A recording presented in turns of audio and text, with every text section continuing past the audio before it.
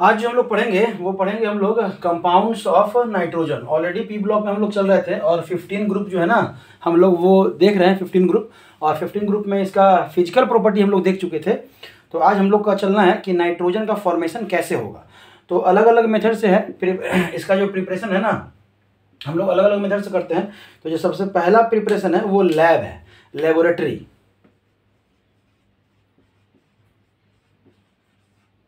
Laboratory में जो है वो N2 का नाइट्रोजन मॉलिक्यूल, मतलब N2 का जो प्रिपरेशन होता है वो कैसे होता है। तो आपका वहाँ पे दिया रहता है NH4Cl और NSO2, ठीक है। और इससे आपका क्या बना, इससे जो है आपका कंपाउंड जो बन रहा है वो क्या बन रहा है, N2 गैस बन रहा है। क्या बन रहा है, N2 गैस के रूप में यहाँ से आपको निकलेगा और आपका H2O बनेगा और क्या बनेगा, NaCl बनेगा। अब देखिए कुछ जगह आप देखिएगा बुक्स में, कुछ बुक्स में देखिएगा तो सीधा ये जो प्रिपरेशन है ना आपको ऐसा बता देता है NH4NO2, और इसको क्या करते हैं हम लोग, हीट करते हैं। क्या करते हैं, हीट करते हैं। तो हमारा क्या निकल रहा है, N2 निकल रहा है और क्या निकलेगा आपका H2O निकलेगा। दो मॉलिक्यूल आपका H2O निकलेगा, ठीक है। बैलेंस कर लेना है अपना ये करके। ये दोनों सेम ही हैं, ये दोनों सेम ही है। हुआ क्या कि यहाँ पे NH4Cl और NaOH बनाया, तो इन दोनों से जो है सबसे पहले क्या बनेगा, ये बनेगा। इन्हीं दोनों को अगर देखें, अगर इन दोनों को आप मिला दीजिएगा तो इससे क्या बनेगा, ये बनेगा और प्लस क्या बनेगा आपका NaCl बनेगा, और वही यहाँ पे एक साथ लिखा हुआ है। तो ये कोई अलग चीज़ नहीं है, ये सेम ही है। ये दोनों रिएक्शन दोनों, ये नहीं समझ लेना है कि किसी बुक में जो है ना इस तरह से दिया हुआ है तो ये लैब का मेथड हो गया, किसी बुक में ये दिया हुआ था ये लगा, दोनों सेम ही चीज़ है। समझ में आ रहा है। तब है कि heating by heating of ammonium dichromate,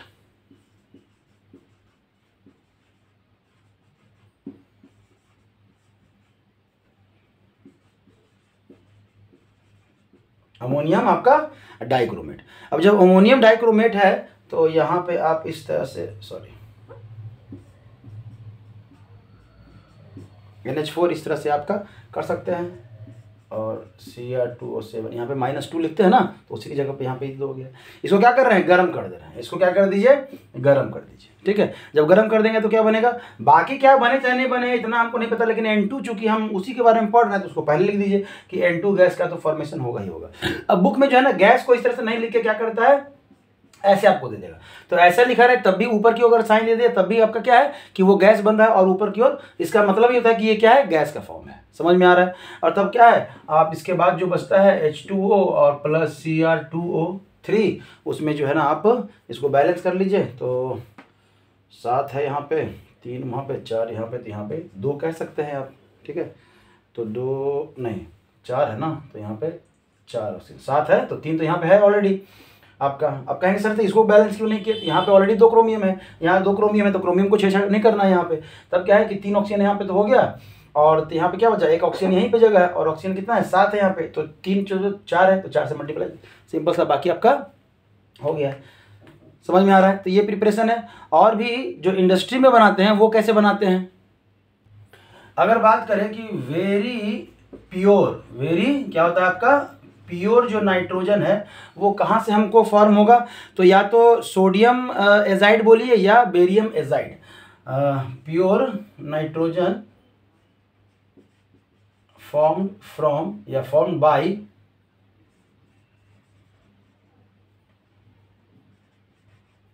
sodium azide, और कह सकते हैं बेरियम एजाइड, ठीक है। सोडियम एजाइड है, बेरियम एजाइड। तो इसका रिएक्शन अगर हम लोग देखें तो आपका बेरियम का क्या होता है, वैलेंसी 2, और यहाँ पे एजाइड जो है ना यहाँ पे 3 कर दीजिए। तो ये सोडियम एजाइड हो गया, सॉरी बेरियम एजाइड हो गया, और आपका सोडियम एजाइड क्या हो जाएगा, ठीक है। इन दोनों को क्या कर दीजिए आप, हीट कर दीजिए। क्या कर दीजिए, हीट कर दीजिए। तो यहाँ से आपका बेरियम निकल जाएगा और यहाँ से 3N2 निकल जाएगा। इसको भी अगर हीट कर देंगे तो यहाँ से क्या निकल जाएगा, सोडियम निकल जाएगा, और यहाँ से क्या निकल जाएगा, सॉरी N2 कितना है, यहाँ पे फिर बैलेंस करना पड़ेगा। यहाँ पे अगर हम लोग 3N2 कर दें, यहाँ पे 3 है, तो या तो यहाँ पे हम लोग 3/2 लिख दीजिए। 3/2 लिख के तो फिर यहाँ पे 2 से मल्टीप्लाई कर देंगे तो ये ओवरऑल क्या हो जाएगा, ये 2 और ये क्या हो जाएगा 2। समझ में आया। कोई दिक्कत? ठीक है, तो इस तरह से आप प्योर, वेरी अगर प्योर की बात करें तो उसमें हमारा नाइट्रोजन जो है ना वो सोडियम एजाइड या आपका बेरियम एजाइड से मिलता है। समझ में आया? कोई दिक्कत? चलिए, तब क्या है, इंडस्ट्री की अगर हम लोग बात करते हैं कि इंडस्ट्री में जो है ना हमारा वो कैसे मिलेगा, तो सिंपली एयर को लिक्विफाई कर दी। इंडस्ट्री जो है ना वो कुछ करता नहीं है, सीधा एयर एक मशीन लगाता है और एयर को लिक्विफाई कर लेता है। तो आप यहाँ पे लिख सकते हैं इन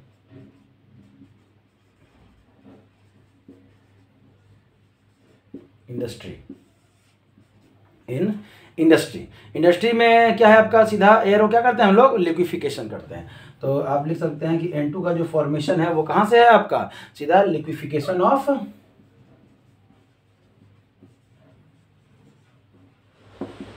लिक्विफिकेशन, ये F है, लिक्विफिकेशन ऑफ एयर, एयर को लिक्विफाई करते हैं। ठीक है, कोई दिक्कत? और किस मेथड से करते हैं लिक्विफिकेशन, तो फ्रैक्शनल डिस्टिलेशन से करते हैं। ठीक है, ये जो लिक्विफिकेशन है फ्रैक्शनल डिस्टिलेशन, दिखाई देगा ना, हाँ,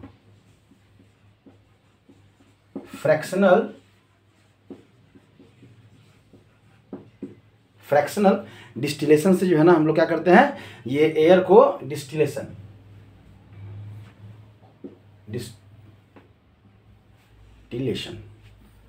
अरे कुछ हैंड राइटिंग है हमारा कुछ बहुत भयानक टाइप का है।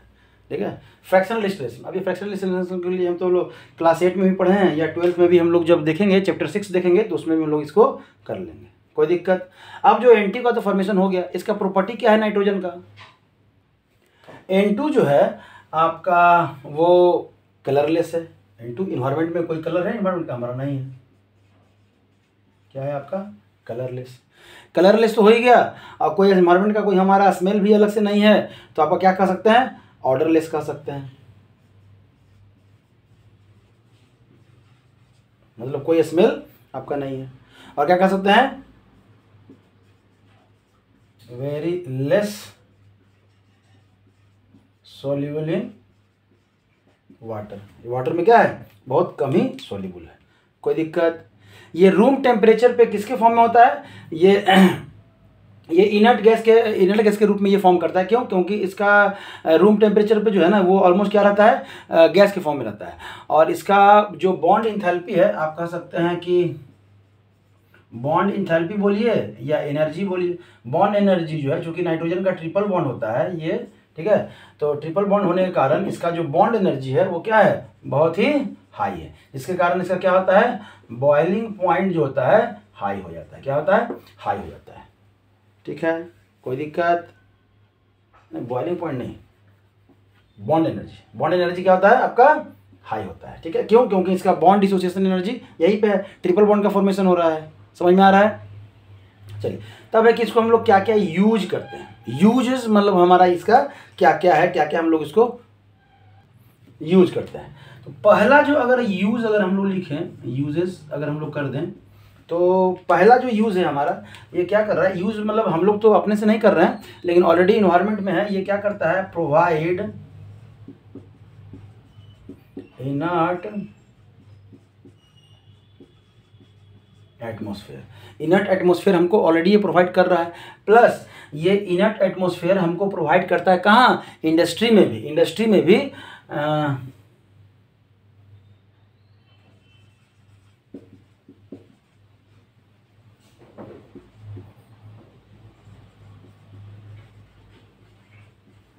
इन्वायरमेंट भी कह दीजिए, और ऑल्सो इन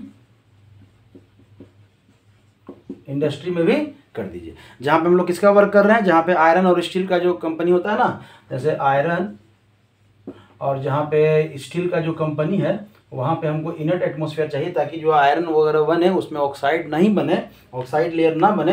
तो वहाँ भी ये नाइट्रोजन N2 को हम लोग एटमॉस्फेयर के रूप में यूज करते हैं। और ऑलरेडी हमारे धरती में जो एटमॉस्फेयर है जिसमें हम लोग रह रहे हैं, उसकी बात कर रहे हैं, वो क्या है, N2 के कारण ही क्या है, इनर्ट है। समझ में आया? तब है ये मैन्युफैक्चरिंग में हेल्प करता है। क्या मैन्युफैक्चरिंग में हेल्प करता है, तो अमोनिया के मैन्युफैक्चरिंग में, अमोनिया बाय हैबर्स प्रोसेस, ये भी हम लोग पढ़ेंगे। हैबर्स एक साइंटिस्ट थे जिन्होंने बतलाया, एक प्रोसेस बतलाया, उसका नाम अपने नाम पे रखे, हैवर्ट्स प्रोसेस के थ्रू क्या करता है, ये अमोनिया का फॉर्मेशन करता है। और कहाँ कहाँ इसका यूज है, तो डाई नाइट्रोजन को जो है ना हम लोग रेफ्रिजरेंट्स के रूप में भी यूज करते हैं। लिक्विड नाइट्रोजन को हम लोग कूलेंट्स के भी रूप में यूज करते हैं, ये ध्यान रखिएगा। कूलेंट्स मतलब बड़े बड़े इंडस्ट्री में आप जाइएगा तो जो बड़ा बड़ा मशीन होता है उसका एक चेम्बर बना होता है जिसमें आपको क्या है, कूलेंट वगैरह, जैसे आप जनरेटर, आपके घर में अगर जनरेटर आता है ना तो उसमें आप देखते होंगे कि एक पानी डालने का अलग सेक्शन होता है जिसमें पानी डालते हैं। वो क्या करता है, गर्म होने से बचाता है, इंजन को गर्म होने से बचाता है। तो वहाँ पे तो पानी यूज कर रहे हैं क्योंकि ज़्यादा बड़ा ये मशीन है ना, ज़्यादा कीमती भी नहीं है, तो पानी ही यूज कर लेते हैं। लेकिन जो मशीन बहुत कॉस्टली होते हैं उनमें कूलेंट्स भी जो है ना बहुत कॉस्टली होते हैं। उसी में से आपका एक नाइट्रोजन है जिसको हम लोग लिक्विड नाइट्रोजन के रूप में यूज करते हैं ताकि उनका जो मशीन है वो प्रॉपर वर्क करे और वो हीटअप ना हो। तो वहाँ पे हम लोग लिक्विड नाइट्रोजन को यूज करते हैं। समझ में आया?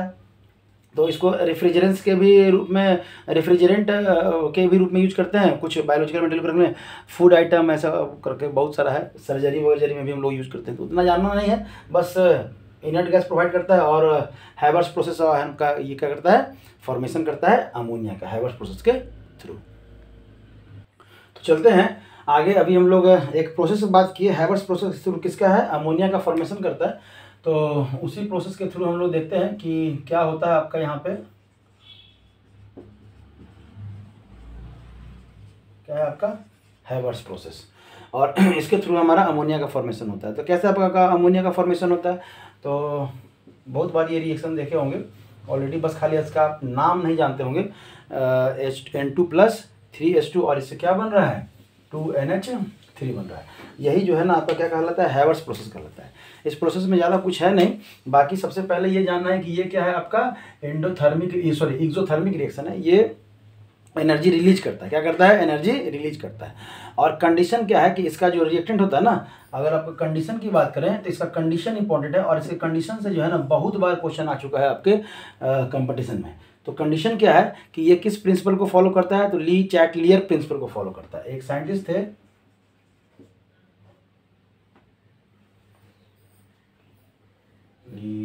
इनका नाम जो है ना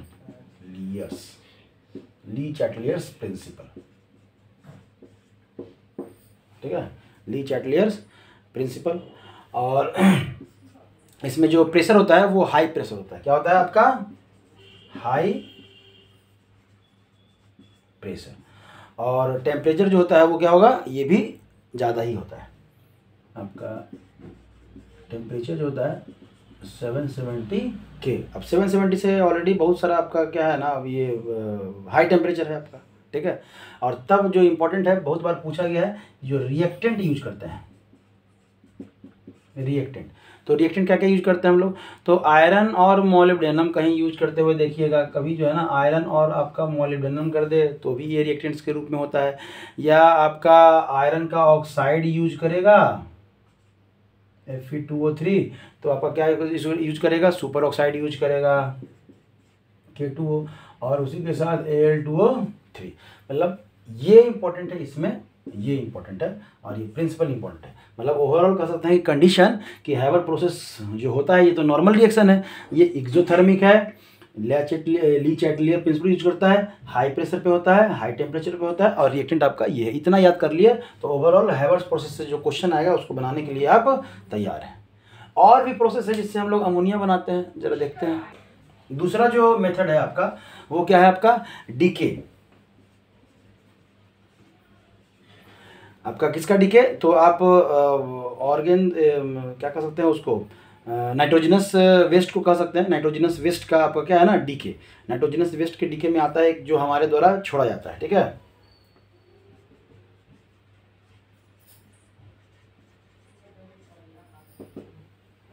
नाइट्रोजनस मैटर। और ये देखिए यहाँ पे हम लोग के द्वारा जो छोड़ा जाता है NH2CO और NH2, और ये आपको दिख ही रहा होगा कि ये क्या है। अगर आप इसको नहीं पहचान पा रहे हैं तो ये इसका बदकिस्मती है कि आप इसको पहचान नहीं पा रहे हैं। आप यूरिया के रूप में जो है ना, मतलब आप जो यूरिन डिस्चार्ज करते हैं उसमें आपका यही यूरिया आपका प्रेजेंट होता है। क्या होता है? ये प्रेजेंट होता है यूरिक एसिड के रूप में। यही है जब वाटर हम लोग जब इसमें वाटर मिला देंगे तो ये क्या बन जाएगा? Ammonia gas. मतलब जब हम लोग टॉयलेट करने के बाद जब हम लोग पानी मारते हैं तो उसमें से एक तरह से क्या कर सकते हैं कि कौन सा गैस निकलता है? अमोनिया गैस निकलता है। मतलब यहाँ से आपको एक आइडिया लग रहा होगा कि जो अमोनिया गैस है उसका प्रॉपर्टी क्या है? तो ये स्मेल बहुत गंदा स्मेल देता है। समझ में आया? ये क्या करता है? बहुत गंदा स्मेल देता है। और वहाँ नाक भी हम लोग नहीं दे पाते हैं टॉयलेट वगैरह में। अगर सार्वजनिक टॉयलेट में गए हैं तो नाक भी नहीं दे पाते हैं। या कुछ ऐसे मेहमान आपके घर में आ जाएंगे जो कि पता नहीं अपने घर में कैसे रहते होंगे, उनके जाने के बाद हम लोग ये सोचते हैं। ठीक है, समझने वाले तो समझ ही गए होंगे। सपोज आया तो ये आपका नाइट्रोजनस अमोनिया में पानी मिलाएंगे तो आपका यहाँ पे क्या बनेगा? अमोनिया गैस बनेगा। ये साइन है आपका कि ये क्या बन रहा है? गैस बन रहा है। तब है आपका एक और मेथड है जिसमें आप NH4Cl मतलब अमोनियम क्लोराइड को अगर आप पानी में आप डाल दें तो भी क्या हो जाएगा? आपका अमोनिया बनेगा और HCl बनेगा। ये ऊपर की और आपका HCl बनेगा। ठीक है, कोई दिक्कत? तो ये सारे प्रोसेस थे जिसमें कि आप क्या बना रहे हैं? अमोनिया बना रहे हैं। ठीक है, तब यहाँ से इसके फिजिकल प्रॉपर्टी की अगर हम लोग बात करते हैं,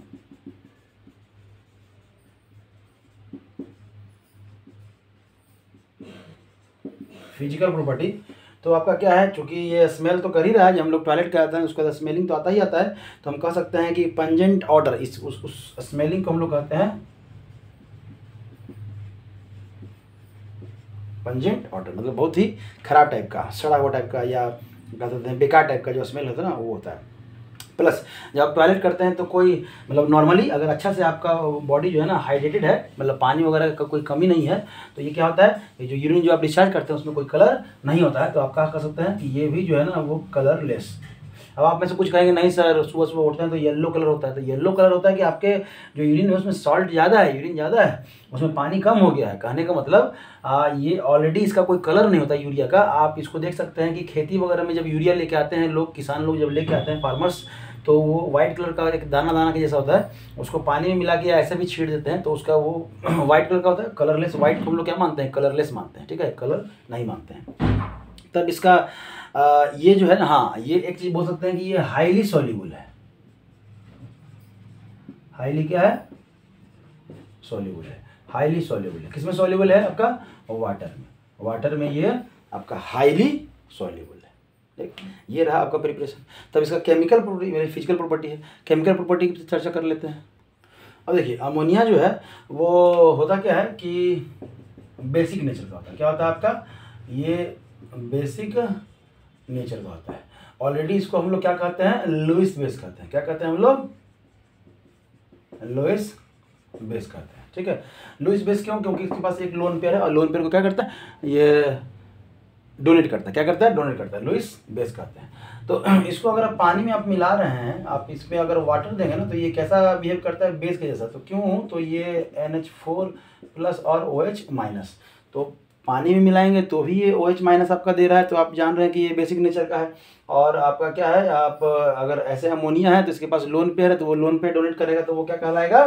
आपका लुईस एसिड कहलाएगा, सॉरी लुईस आपका बेस कहलाएगा। यहाँ तक में कोई दिक्कत नहीं। तब है कि अगर इसका हम लोग HCl के साथ रिएक्शन करवा दें, मतलब अगर आप बचपन में आप पढ़े हैं कि एसिड प्लस बेस क्या बनता है? आप पढ़े हैं एसिड प्लस बेस क्या बनता है? आपका सॉल्ट बनता है। क्या बनता है? सॉल्ट बनता है।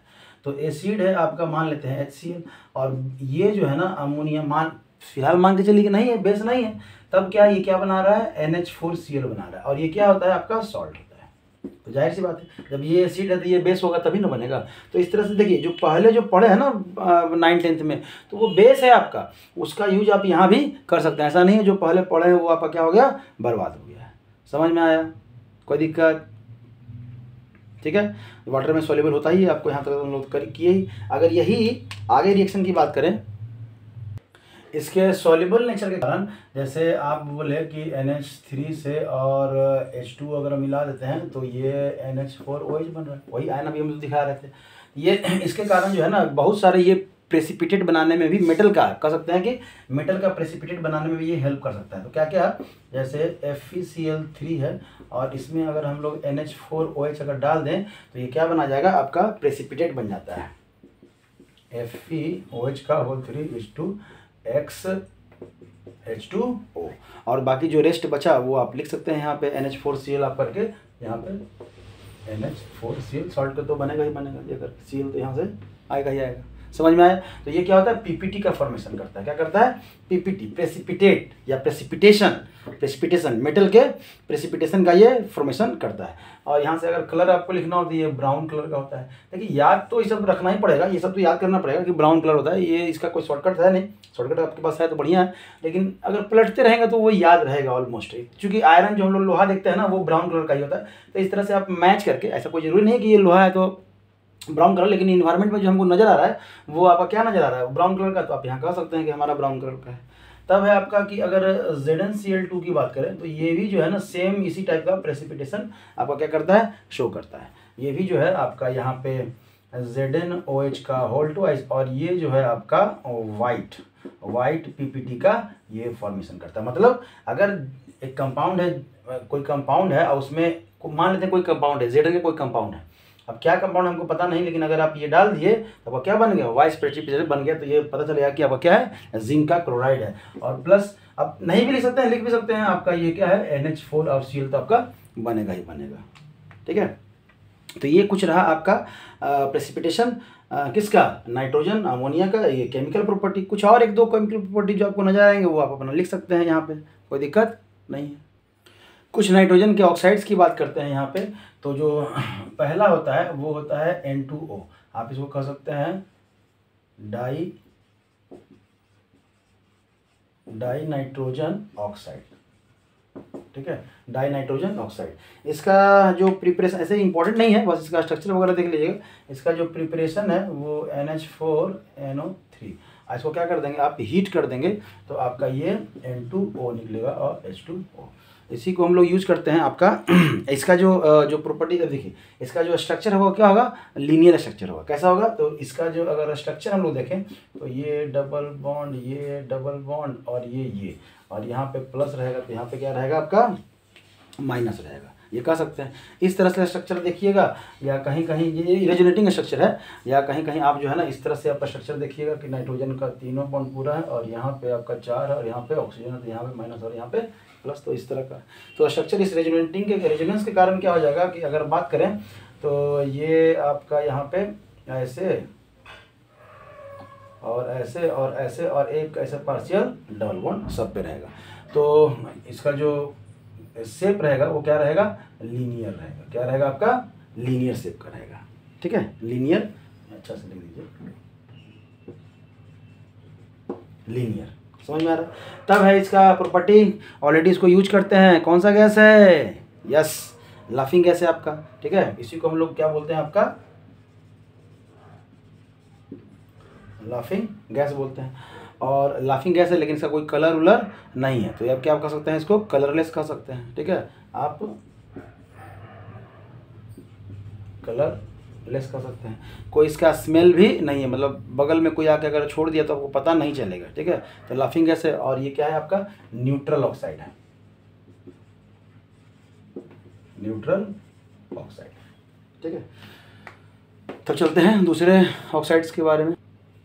क्या है आपका, आप इसको कह सकते हैं, उसको अगर डाई करा देते इसको नाइट्रोजन मोनो ऑक्साइड कह सकते हैं, नाइट्रोजन मोनोऑक्साइड।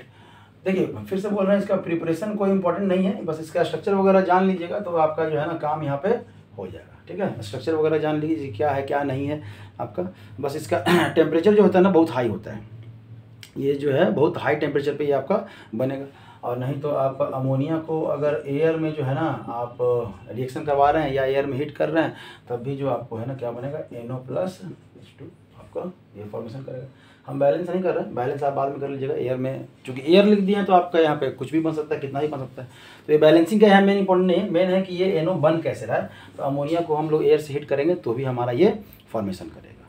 समझ में आया, कोई दिक्कत नहीं।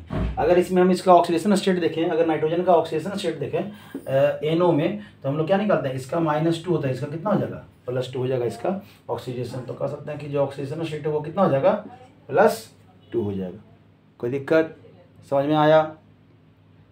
ठीक है, ये भी जो है आपका कलरलेस और न्यूट्रल, कलरलेस और न्यूट्रल, कोई दिक्कत? ठीक है, नेक्स्ट चलते हैं। अब नेक्स्ट जो है तो N2O3 एक साथ ही हम लोग देख लेते हैं। एक साथ अगर इसकी बात करें तो इसमें जो इसका ऑक्सीडेशन स्टेट हो जाएगा वो कितना हो जाएगा, यहाँ पे आप कह सकते हैं -6, तो यहाँ +6, तो 2 नाइट्रोजन का कितना हो जाएगा, तो 1 नाइट्रोजन का कितना हो जाएगा, +3 हो जाएगा। अगर इसमें इसका ऑक्सीडेशन स्टेट अगर हम लोग निकालें तो यहाँ पे कितना हो जाएगा, -8, कितना हो जाएगा, -8, तो यहाँ पे कितना हो जाएगा, 2 नाइट्रोजन का +8, 1 नाइट्रोजन का +4, ठीक है। या यहाँ से भी देख सकते हैं -4 तो +4। अगर यहाँ की बात करें तो आपका कितना हो जाएगा, -10 तो +10, तो अगर ऑक्सीजन की बात करें, 1 नाइट्रोजन की बात करें तो ये कितना हो जाएगा, +5।